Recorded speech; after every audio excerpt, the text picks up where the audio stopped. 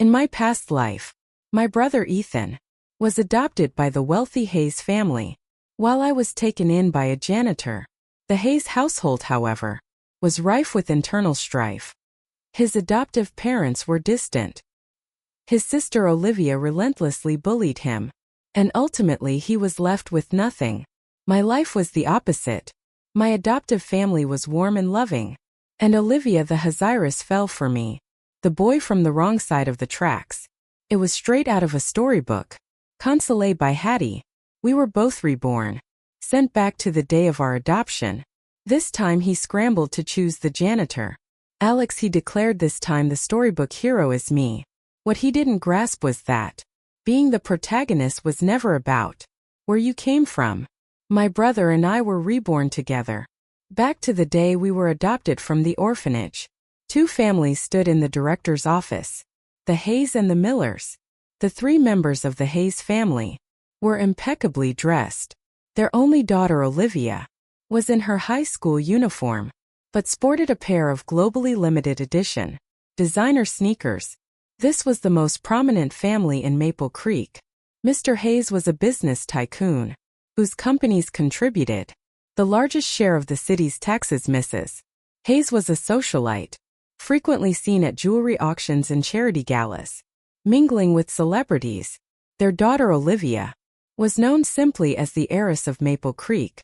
In stark contrast, the Millers beside them looked worn down. Both the man and woman had hands marked by manual labor. They had likely chosen their best clothes, but faint sweat stains remained. According to the director, the couple both worked at Maple Creek High. The husband was a custodian, the wife a janitor. In our previous life, Ethan had chosen the Hayes family without hesitation, but now almost afraid of being left behind, he threw himself into the janitor's arms. Mom, take him Ivasu. Even to be your son, he cried out. From now on, call me Ethan Miller. Amidst Ethan's excited shouts, I walked towards the Hayes family. Just like that, the choices were made. We were led away by our respective families. As I left the orphanage, I overheard the director murmuring to herself, strange. Ethan was always the ambitious one. He wouldn't even look at potential adopters. If they seemed ordinary, why would he turn down a truly wealthy family like the Hayes? The director didn't understand, but I did. Last time Ethan schemed his way into being adopted by the Hayes family, becoming Ethan Hayes. He thought a life of luxury awaited him, plus having Olivia, the heiress of Maple Creek, as his sister seemed like a dream. Living under the same roof, feelings could easily blossom. However, Ethan never imagined that Olivia, far from being a gentle older sister, would despise him utterly. I hate opportunistic people the most, she'd said. Don't think you can say I told you. You're just a suck-up after our family's money. At home, Olivia tormented Ethan. At school, she led her clique in bullying him. Even when Mr. and Mrs. Hayes found out, they offered only mild rebukes. They felt no real affection for Ethan. They had adopted him solely because a fortune teller told Mr. Hayes that adopting a son would bring him good luck. For the next decade, between their biological daughter and an adopted son, the Hayes naturally favored their own blood. While Olivia bullied Ethan, she treated me, adopted by the Millers, with surprising kindness. She saw me receiving financial aid, consistently ranking first in exams, studying during the day, and helping my adoptive mother with her janitorial work. At night, living a hard life without complaint. This Alex kid, he's actually kind of interesting, she mused. Just like in a TV drama, the rebellious rich girl fell for the resilient poor boy. Later, when Mr. and Mrs. Hayes passed away, Olivia brought in a team of lawyers. During the inheritance settlement, Ethan was completely cut out, left penniless. A few months later, Olivia married me.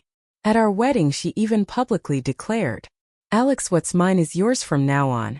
Unfortunately, I never got to enjoy Olivia's wealth. A few days later, Ethan, driven mad by despair and jealousy, ran me down with his car. Returning to this life, Ethan unhesitatingly chose the Millers. No vast fortune, but no scheming or backstabbing either. He could bask in his parents' wholehearted love, growing up in a happy family. And because of his humble background, he'd capture the sympathy and protection of the heiress, eventually winning a fairy tale wedding. He smiled at me. Alex, this time you get to be the fairy tale hero. It's your turn to taste everything I went through. Ethan wasn't wrong. In fact, Olivia's bullying started even earlier. This time at school, my head was shoved into a sink basin, surrounded by the sneering laughter of a group of boys. Just as I was about to lose consciousness from lack of air, someone grabbed the back of my neck and pulled me up. Olivia grinned down at me. Want our family's money? Sure, she said sweetly. Drink the water from that toilet. Von Gerp Ijavuten Tuzent. How about it? Her followers hooted excitedly. I looked at Olivia, the person who had gently professed her love for me in our past life, was now venting her malice on me without restraint. But Olivia wasn't looking at me. Her gaze went past me towards the space behind. I knew Ethan was there, bent over scrubbing the floor. Isn't that Ethan Miller? Someone asked. Why is he mopping the floor? One of the lackeys informed Olivia. His mom's a janitor here. He studies during the day and helps her work at night. A flicker of shock lit up Olivia's eyes. She yelled towards Ethan, hey, it's freezing out. Stop scrubbing. Nobody checks anyway. Ethan straightened up, his handsome face set in a stubborn expression.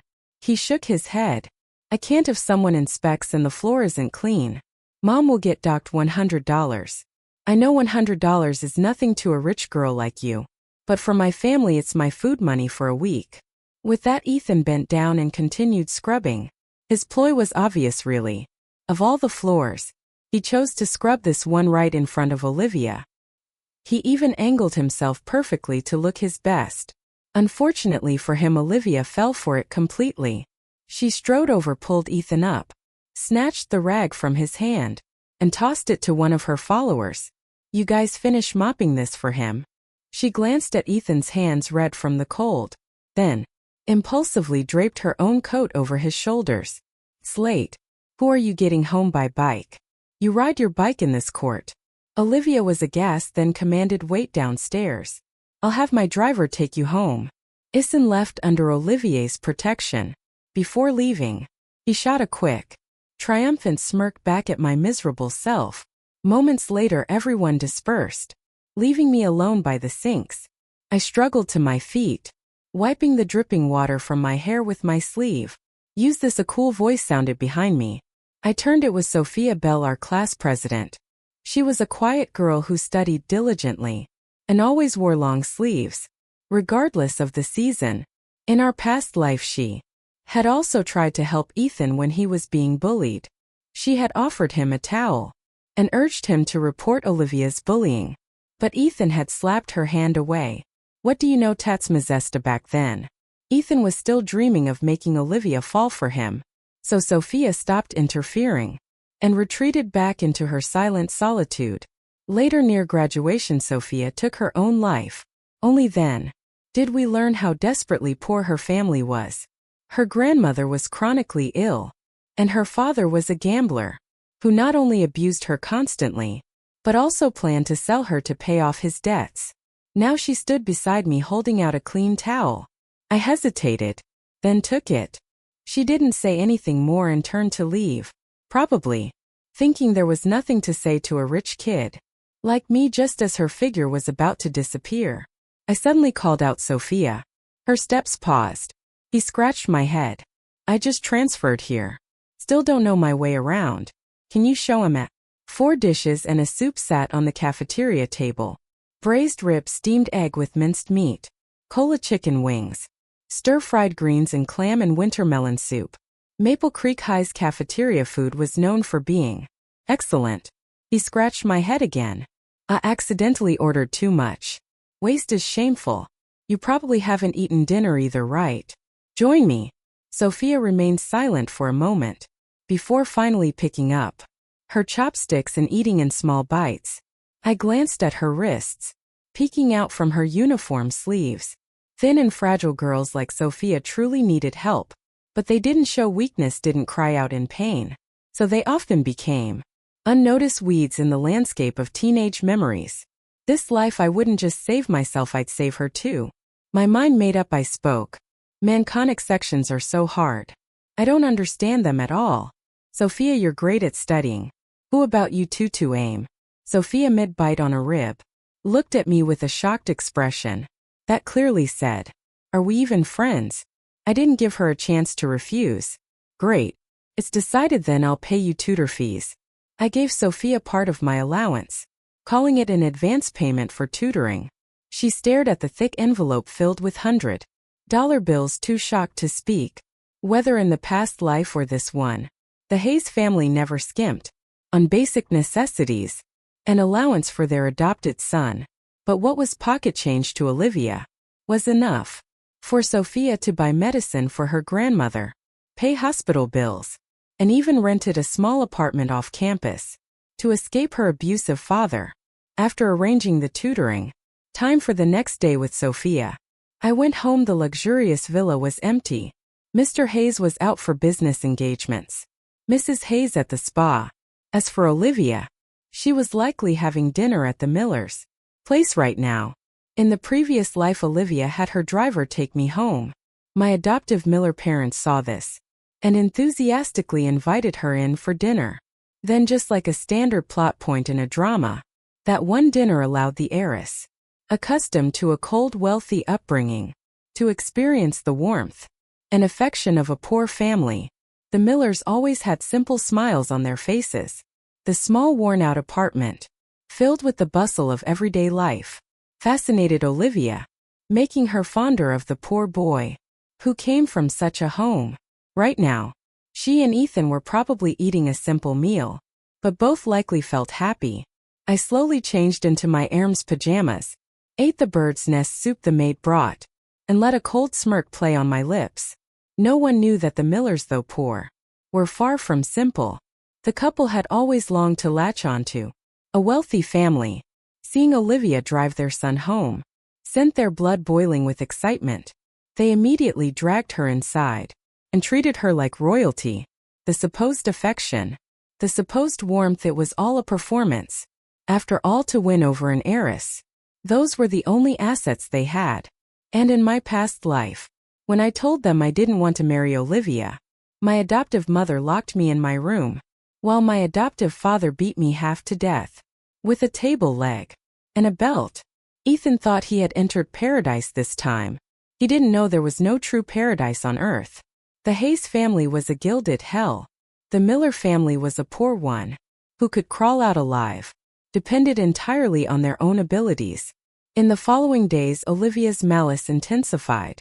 The lunchbox, prepared for me by the maid, would be filled with thumbtacks. When I opened it, dead spiders were squeezed into my face. Wash and toothpaste. My clothes in the closet were burned with cigarette holes. And whenever I looked up startled, I met Olivia's wicked grin. She mouthed silently, "Alex Hayes, you deserve this." Olivia expected me to cry, but I just calmly dumped the thumbtacks, threw the spiders in the trash, and folded the damaged clothes away. Then the smile vanished from Olivia's face. She stared daggers at me, her voice almost a snarl. "Let's see how long you can pretend." Thankfully, this time, while enduring Olivia's malice, I also had access to the Hayes family's resources. I no longer had to study during the day and be forced to help my adoptive mother work at night. Instead, a maid took care of me, a driver chauffeured me around, and I could focus solely on my studies. In my past life, buying extra study materials required saving for ages, constantly wary of my adoptive father confiscating my money for his own drinking and gambling. Now, my closet held numerous designer clothes and sneakers, gifts from Mrs. Hayes that cost me nothing.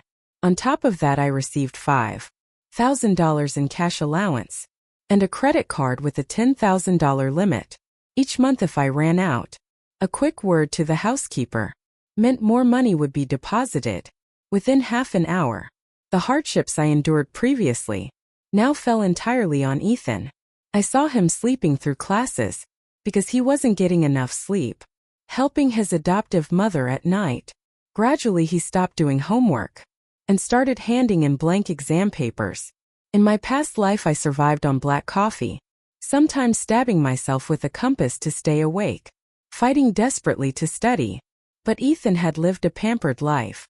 Last time he lacked that drive and perseverance. Besides, he didn't care about academics. In his view, becoming Olivia Hayes' fiancé was far more valuable than getting into Harvard or Yale. So Ethan poured all his energy into making Olivia like him more. He tuned out math class, secretly writing diary entries meant only for Olivia. He skipped group dance rehearsals, sneaking off campus with Olivia to go for drives and stargaze in the countryside. Then came the eve of the group dance performance. He sat outside the rehearsal room crying. I suspect Ethan specifically studied how male leads cry in dramas. Head tilted at a 45-degree angle towards the sky, tears welling up but stubbornly refusing to fall. Naturally, Olivia happened to walk by. The moment Olivia asked him what was wrong, the tears Ethan had held back finally fell. Olivia, I lost my spot in the performance. Everyone else gets to be on stage. But Alex specifically excluded me. Olivia, already despising me, flared up. Why? Ethan bit his lip, trying hard to stop crying but still managing a sob. He said, my mom's just a janitor. My dad's just a custodian. He said I can't even afford the costume, that I don't deserve to be on stage. Olivia's expression grey daca. She looked at Ethan, who was sobbing uncontrollably, and said softly, it's just a costume. I'll buy it for you. Ethan shook his hat, full of Zarathustra's Parade of Apoius. No, it costs $800. I can't accept such an expensive gift from you.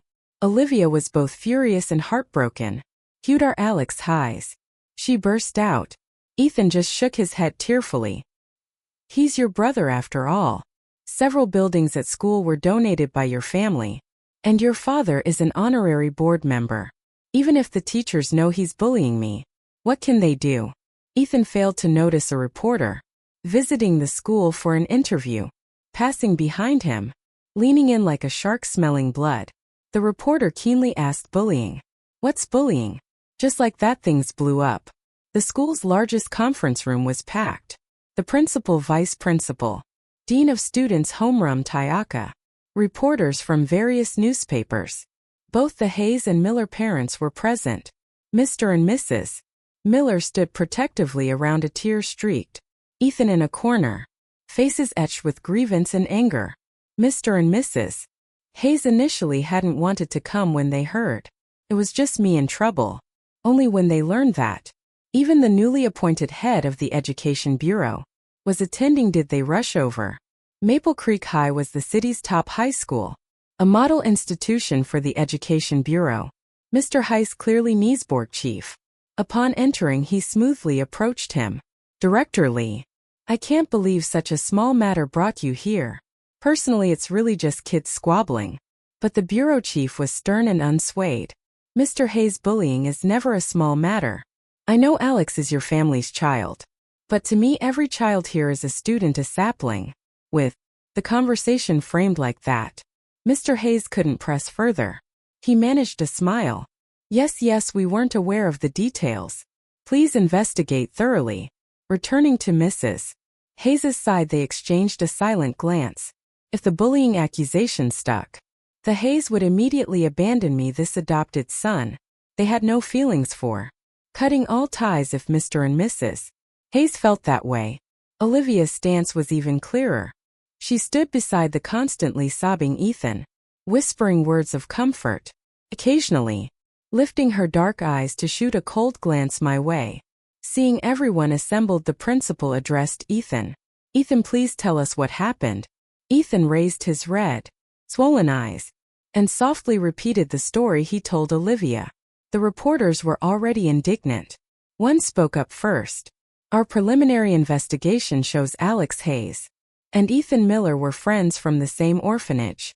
Once like brothers later.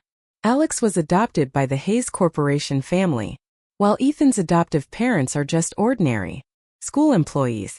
Alex Hayes, does entering a wealthy family give you the right to bully your former friend and steal opportunities that belong to him? The reporter's eyes were fixed on me, camera lights blinking incessantly. Ivanovant had a scoop.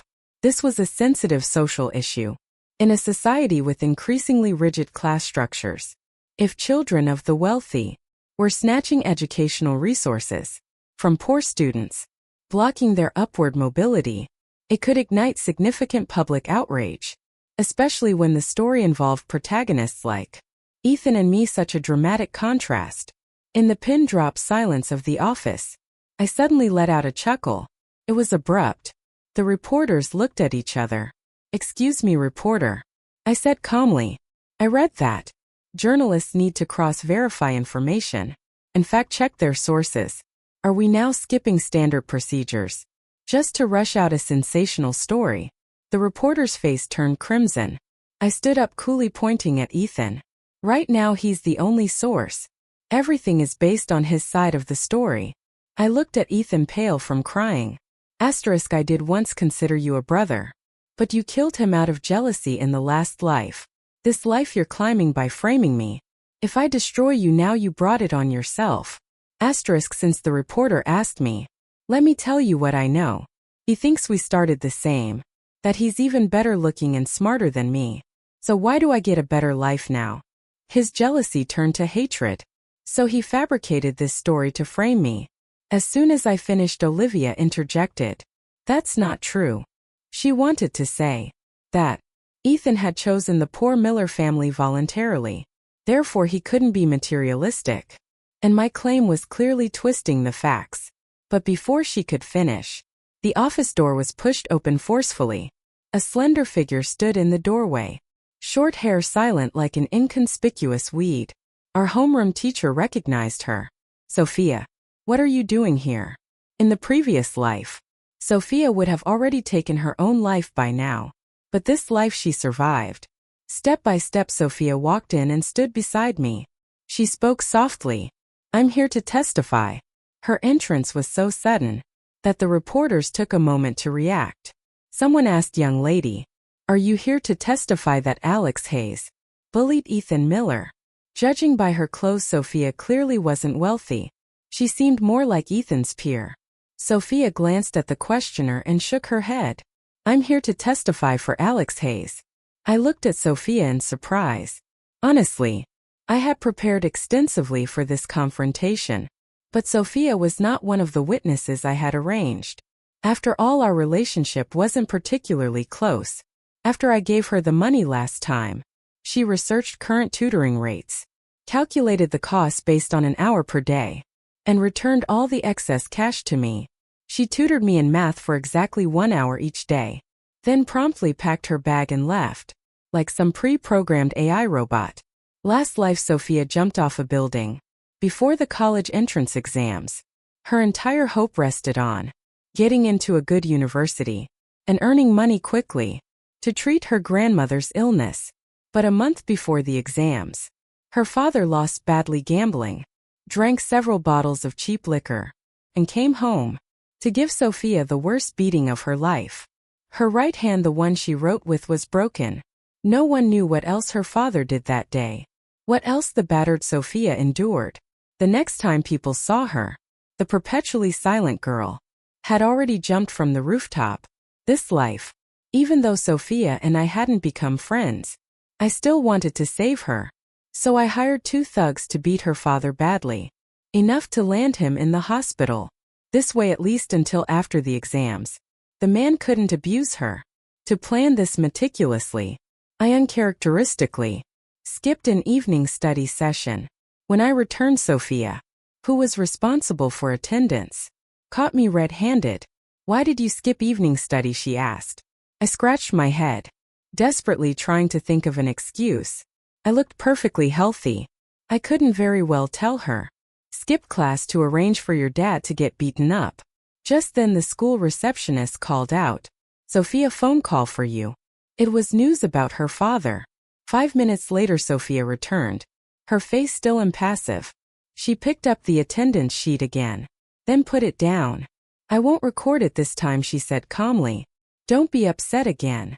That moment, I breathed a sigh of relief and quickly returned to my seat to study. Now, as Sophia calmly stated, "I'm here to testify for Alex Hayes." I realized she probably knew. Facing the room full of eyes, Sophia pulled out a stack of forms and placed them on the table. Ethan's face instantly turned sheet white.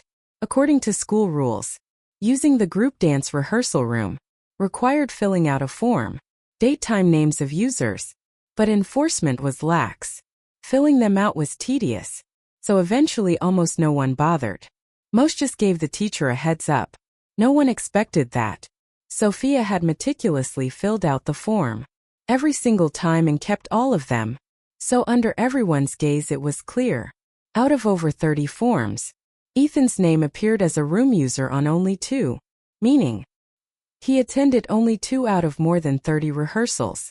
Once everyone had seen the form, Sophia spoke slowly.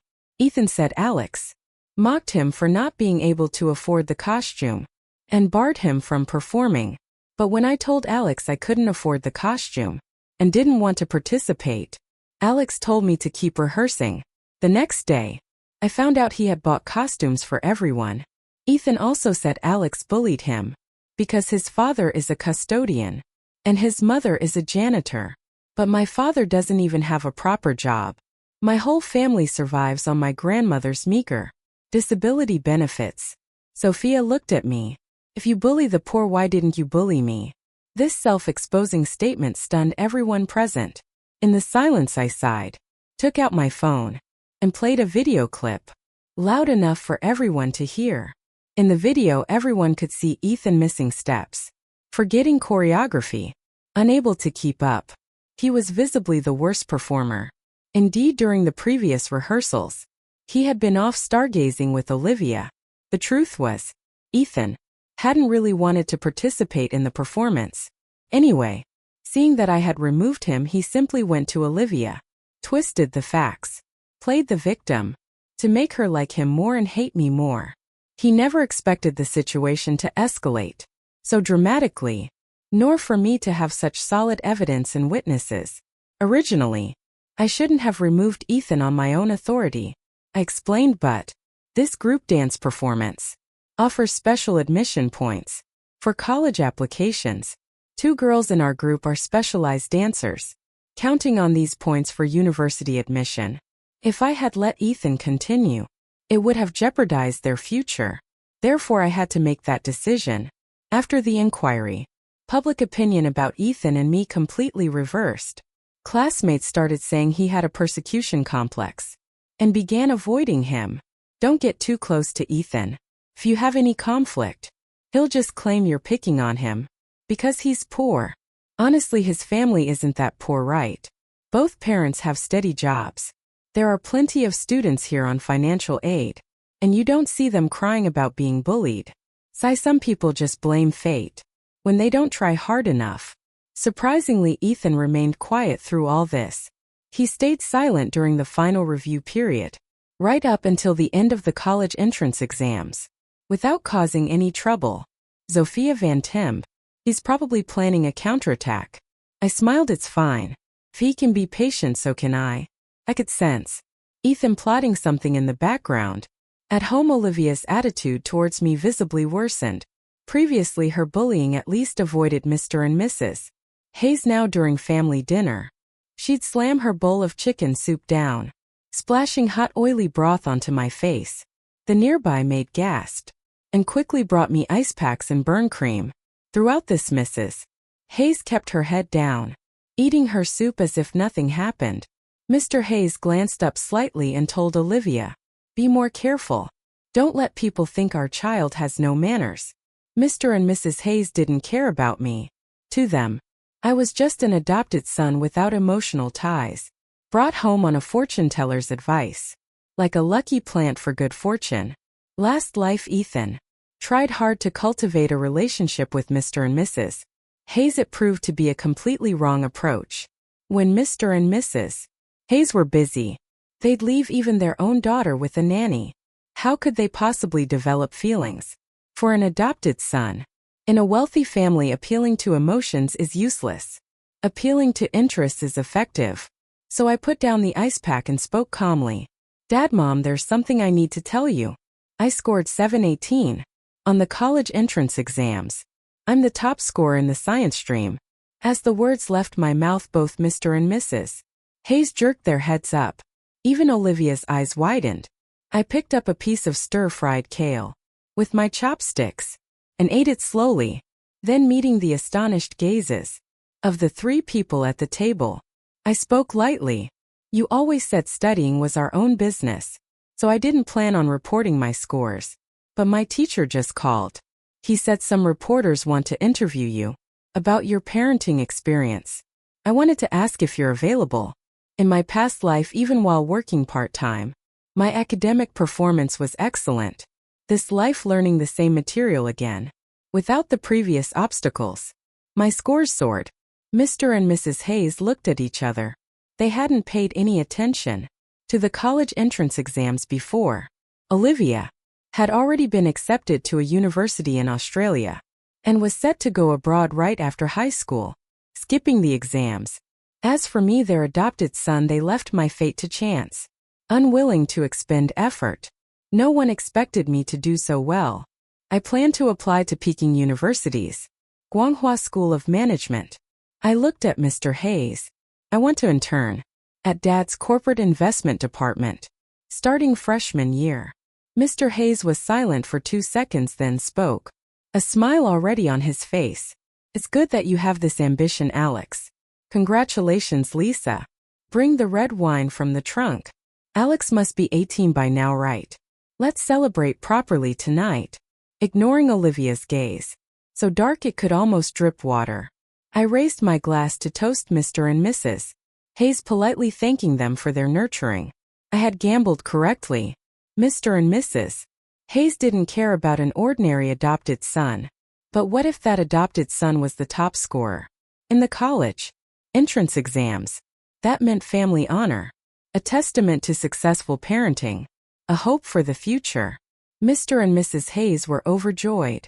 Opening several bottles of prized red wine, we confirmed the interview time with the reporters before they went off to rest. Slightly tipsy, only Olivia and I remained at the table. Zakrista. Chandelier cast shifting light on Olivia's face, marking her expression. Un nouveau déhabile. She had inherited her mother's beauty, looking every bit the stunning heiress. Yet now those beautiful eyes stared at me, filled with icy coldness. Alex Hayes, don't tell me. You think this makes you part of our family? I stood up, politely pushed my chair back into place, then leaned close to Olivia's ear and whispered, Miss, get the situation straight right now. It's your parents who want me to be part of the family.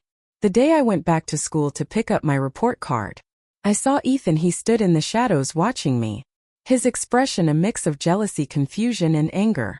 I knew he had just seen the interview video of Mr. and Mrs. Hayes and me in the video. Mrs.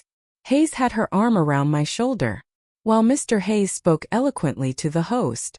The host frequently complimented him on being both a successful entrepreneur and a successful educator. At the end, the three of us took a family photo, looking like a perfect family from an advertisement. This was something Ethan had never achieved in his past life. He looked at me, his voice low and resentful. What tricks did you use? I shrugged. Study hard, improve every day. You believe that? With that, I turned to leave. Ethan definitely didn't believe it. But that was paradoxically the only solution. I heard Ethan murmur behind me, even if you get mom and dad's affection, it's useless. Zephin Olivier Lovis is me. Very well, the standard trope for the fairy tale hero is to be with the heroine, even against parental opposition, even against the whole world, right?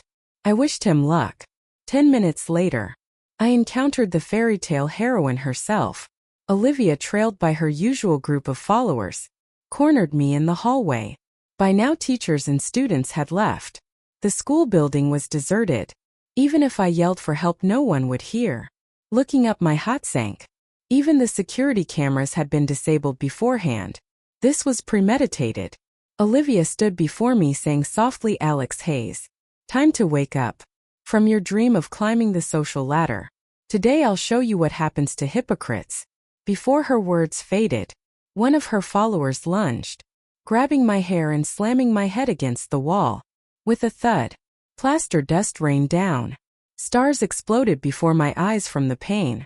But fueled by adrenaline, I kicked hard at the follower's groin.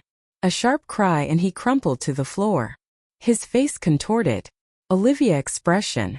Just as she was about to order the others forward, I suddenly pulled a wine bottle from my backpack. Mr. Hayes had given it to me for an evening gathering with friends. Now as Mess hit it against the wall right, liqueur and glass shots flew viventia, holding the jagged neck.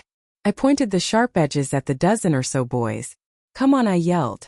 My hair was a mess caked with dirty plaster dust. Warm liquid streamed from my nose down to my chin blood. I didn't know how crazy I looked. But clearly the boys were intimidated. No Vanderat Apura. I wiped at the nosebleed with the back of my hand and grinned. Hypocrite Olivia. You've got enough fine. I'm Zupakrita. You're Zarati Osman. At least my hypocrisy involved donating money and helping people. What about our righteous Messers? Who has benefited from your help? Avit be only your beloved poor boy. In the distance, Ethan bit his lip and tried to edge away. He didn't need to hide. I'd already seen him. Olivia was about to teach me a lesson on his behalf. How could he miss the show? The blood kept flowing, impossible to wipe clean, so I ignored it. Looking at Olivia, then at the dozen boys behind her, I smiled calmly. Olivia, you brought all these people, made such a scene.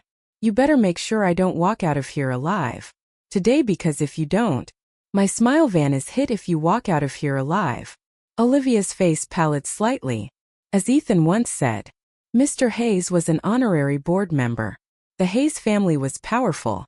Olivia could bully classmates at school, and as long as it didn't blow up, teachers often turned a blind eye. But murder at school, Olivia didn't have the guts for that. She stared at me, finally muttering, letting a scheming guy like you die now would be too easy. Esto que out, Lou. This is shaming. Tanto nova trea shaming looks like looking at Olivia. A tre cusit tracum. Finally, I can tell you I enunciated each word clearly. The reporters investigating the bullying incident were hired by me. Instantly both Olivia and Ethan's eyes widened. You thought it was a coincidence that a casual mention of bullying was immediately overheard by reporters visiting the school. I laughed, pointing at myself, because I brought those reporters here. I sent anonymous letters to several newspapers reporting serious bullying at Maple Creek High. If true, that's front page news. So they were bound to send people to investigate. I knew Ethan, with his limited thinking, would run to you, complaining I bullied him after I kicked him off the performance roster. Perfect timing. He cries to you. The reporters are conducting secret interviews. It clicked. The reporters were bound to investigate me. Of course, I had prepared everything needed to prove my innocence. Eventually, but Olivia, think about it. After the reporters find out the accusation against me was false, will they just drop it, or will they keep digging? Olivia's face turned completely ashen. I smiled. Understand, this whole incident was orchestrated for you. Even if only 2 of those 7 or 8 reporters are still investigating, that's enough to cause you serious trouble. You heard the bureau chief, he hates bullying. If your history of bullying comes out, even Dad won't be able to protect you. Stan tat Stan shemming. I finished with a grin. Olivia's face was ghastly pale, and the boys around her grew restless. Vito Olivia. Could the reporters still be around? If they find us here, we're finished. If this goes on record, it'll follow us for life. Most of these boys were from ordinary families. They dared to follow Olivia's lead only because they thought her background made her untouchable. But the scene in the conference room that day, with all the reporters, was enough to scare anyone. Even I, nominally a Hayes son, had almost been ruined. Imagine what could happen to them. The entire event was my design. A warning shot investigates a fake bullying. Accusation against MA2 intimidates a real bully. Olivia Zodiacista. Please take good care of me. Support me, beg my vouch at Hayes Corporation. He leaned closer to Olivia, smelling. Otherwise, I'll bring the entire Hayes family crashing down. With you. My smile vanished abruptly. I tapped Olivia's neck lightly with the broken bottle, then turned and walked away. No one tried to stop me. Only Ethan's tearful voice echoed behind me. Olivia, how can you just let him go like that? Olivia's cold, furious voice answered him, get lost. Olivia seemed to suddenly become obedient. Previously, she never allowed me at any Hayes family banquets. This time when invited to an evening gala, she proactively told Mrs. Hayes, "I'll take my brother. Mom, please prepare a suit for him." Over the phone I heard Ethan arguing with her. "If you need a date, shouldn't it be me?" Olivia's voice was impatient. "I've already paid for you to study in Australia with me. That mot de javant." Ethan's college entrance exam results were terrible. He wasn't good at studying in the last life either. Focusing entirely on pleasing the Hayes family. This life switching from easy mode to hell mode. His grades plummeted. His only way out was to cling tightly to Olivia. To go with her. But I could see Olivia was getting tired of him. Ethan initially attracted Olivia, with his portrayal of a poor, but proud white lotus, unswayed by wealth, unyielding to power. But this wasn't his true nature. One can pretend for a while but not forever. Olivia liked the boy who was poor, yet refused expensive gifts. Not the boy who cried, and begged her to take him along to Australia. But Ethan couldn't help it. He couldn't maintain the facade. He had no other options. If Olivia abandoned him, he would truly be trapped in that suffocating Miller household. After the summer break, Ethan and Olivia went to Australia together. Olivia never publicly introduced Ethan as her boyfriend, but the Millers couldn't wait.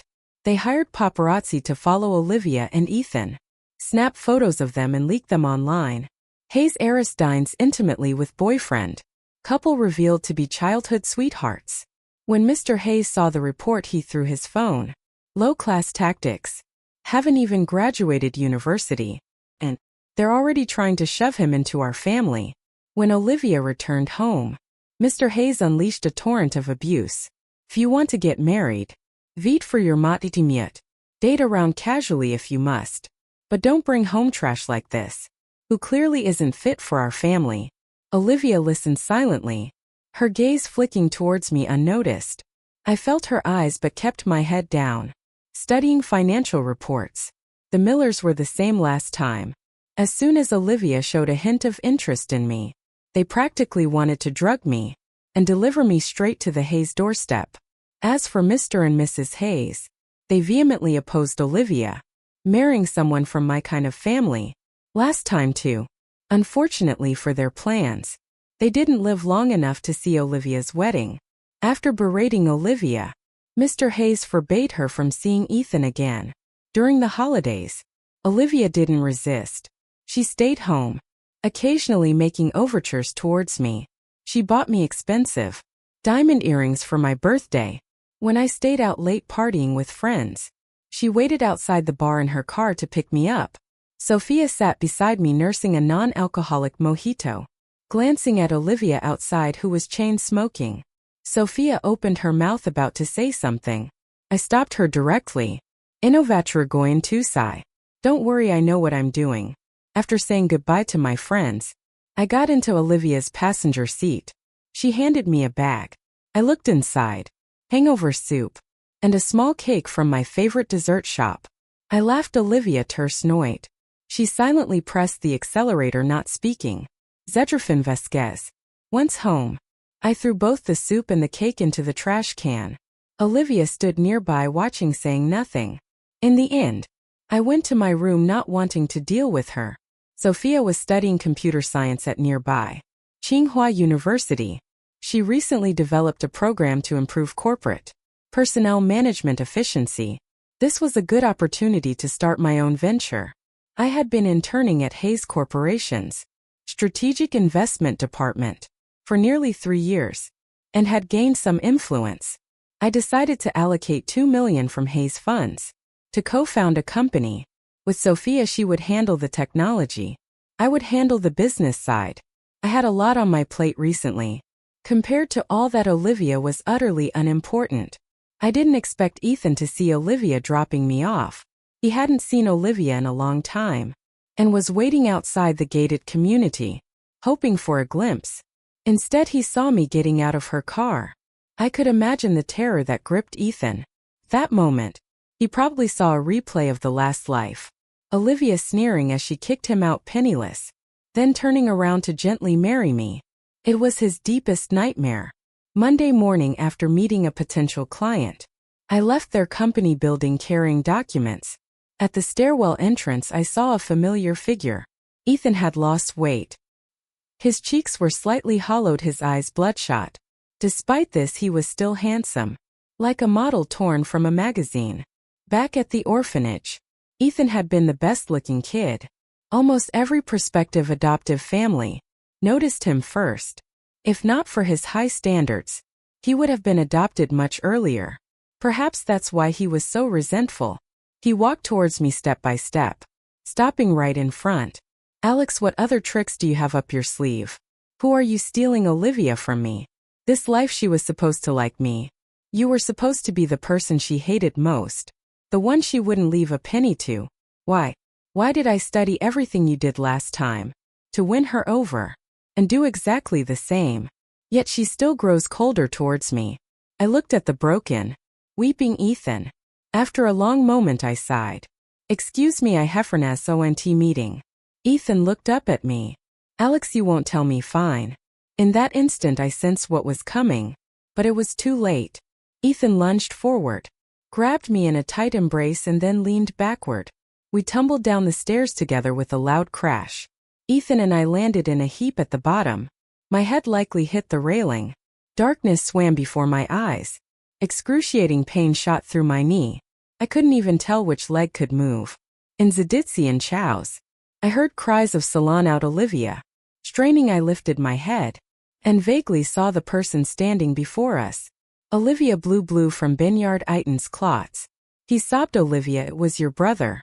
He pushed me. Olivia's face was livid. After a long pause she bent down and helped me up. Iton's eyes flew open. He stared at Olivia in disbelief, calling out plaintively, "Olivia."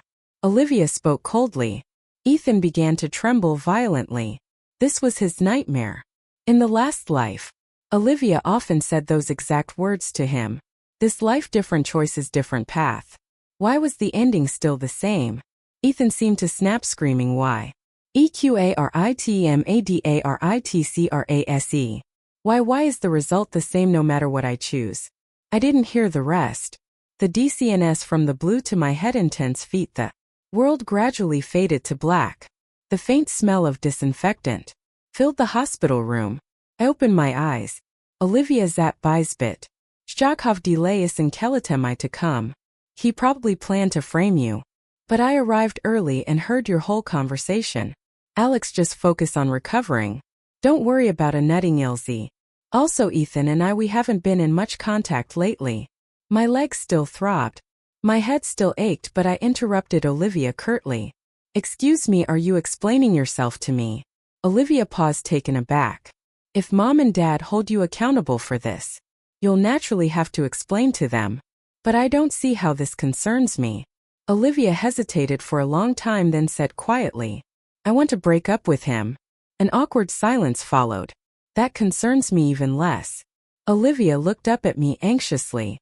Alex, do you really not understand what I mean?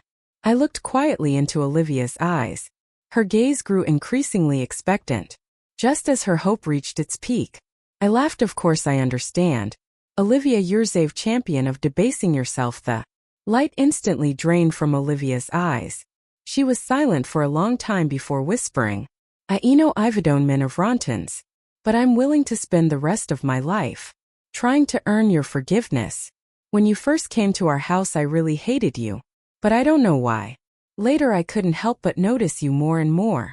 When you threatened me in the school hallway, saying you dragged the whole family down with you, I wasn't even angry. Instead I realized you were completely different from what I imagined. Strong, brave, full of vibrant life. Zivy I like." After her soft confession, Olivia lowered her head, murmuring, "Lately I keep having this dream. I dream I'm getting married. And Zijo miss you. In the dream I'm holding your hand and saying, from now on what's mine is yours. Alex, we could be very happy." I smiled slightly. "Yes, Olivia, we could be very happy. How about this? You go drink the water from that toilet, and then I'll consider it, okay?" Olivia left. She said she knew I couldn't forgive her immediately, but she was willing to wait. After Olivia exited the room, Sophia, who had been waiting outside, came to my side. "You heard AZ?" "I heard. So VTUVTZITME now. I want to ask if that client's interest level this morning is genuinely over 50% and when we can finalize the contract." "Heartless. Shouldn't you at least ask when I'm getting discharged?" "I already asked the doctor outside. He said the day after tomorrow. I've adjusted the work schedule accordingly. The next roadshow is tentatively scheduled for the day after that. Not even letting me rest a few extra days. No. I know what's most important to you." Spoken like my true business partner. I was very satisfied with such an excellent partner. How could I not achieve great wealth? After the roadshow, I took a day off to visit Ethan in the hospital. He lay listlessly in bed, his face gaunt. Olivia had already broken up with him during his hospital stay. His adoptive parents, the Millers, hadn't visited once. The only visitors he received were unexpected ones. The orphanage director and a few friends, who were also orphans. Alex paid for our travel expenses, the director said. He's been donating money to us all these years. Thanks to him, little Duo and Lily's conditions have improved a lot. Ethan stared stunned. Most children in the orphanage never found adoptive families. They were abandoned due to physical disabilities, intellectual impairments, or terminal illnesses. Compared to them, Ethan and I, healthy and good-looking, were among the lucky few. The director used to tell us we were one big family, all the children brothers and sisters. But after leaving the orphanage, Ethan never thought about his brothers and sisters.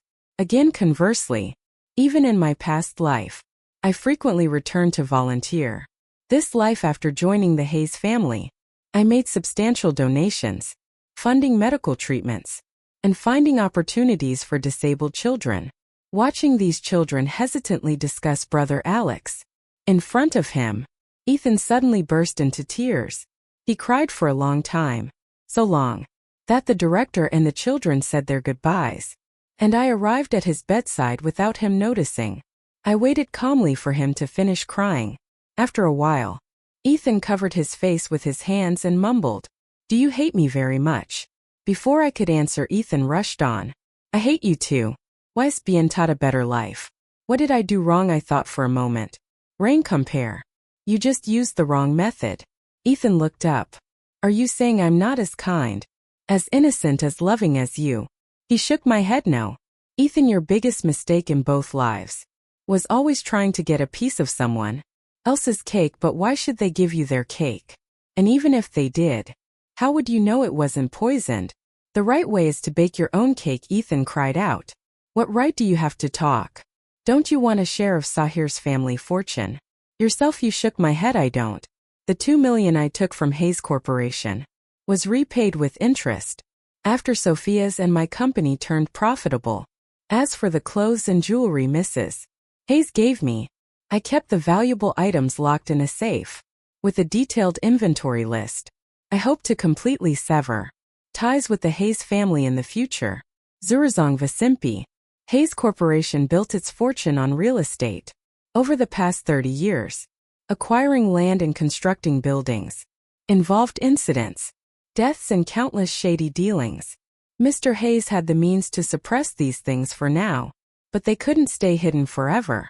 Taking that blood-stained, dirty money would inevitably lead to trouble. When the time came, everyone associated with Hayes Corporation would face prison. Ethan couldn't comprehend this, just stared blankly at me. After a long pause, he whispered, "2 lifetimes I lost to you both times. This was why I came." There was something I had to say to Ethan. "Ethan, for 2 lifetimes you've chased after me, acting like I'm your greatest enemy. But let me ask you, in both these lives, was I really the one who ruined you?" It was as if lightning struck Ethan. He trembled violently and broke down, sobbing uncontrollably. I turned and left without looking back. Time flew. On the day Sophia's and my company went public, I saw the news. At the entrance of the Hayes Corporation building, Ethan had stabbed Olivia with a knife. Sophia beside me also saw the headline. According to the report, Ethan had been apprehended by police. and Olivia was undergoing emergency surgery. Her condition critical. Sophia glanced once then looked away. I deliberately teased her. Aren't you going to ask if I'm worried about Olivia? She replied, you're not worried. But she ended up loving me, didn't she? Sophia remained expressionless. Alex Hayes, in this life, I'd rather see you accept money from loan sharks than accept love from rotten people. Also, let me see your speech for the press conference later. I think you have 6 problematic pauses. Okay, Sophia. The world's largest industry summit was about to begin. Under the spotlights, the host was already delivering the exciting opening remarks, and Sophia and I, as the youngest and most watched, successful entrepreneurs, were about to take the stage.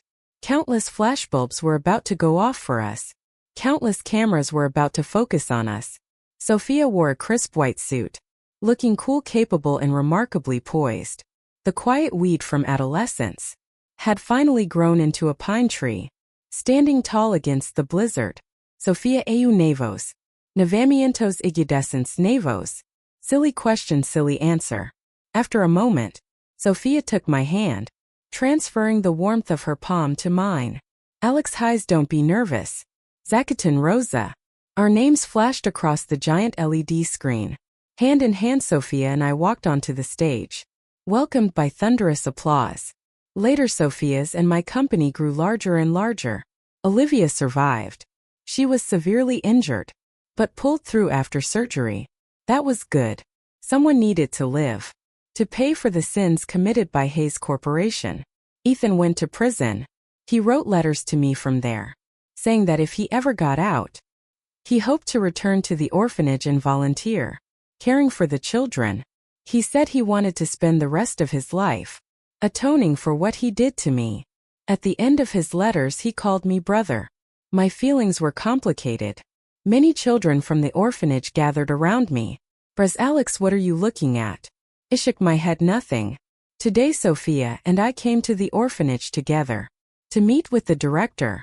We would establish a charitable foundation in our company's name to help children who weren't adopted, and also provide support for adopted children facing difficulties.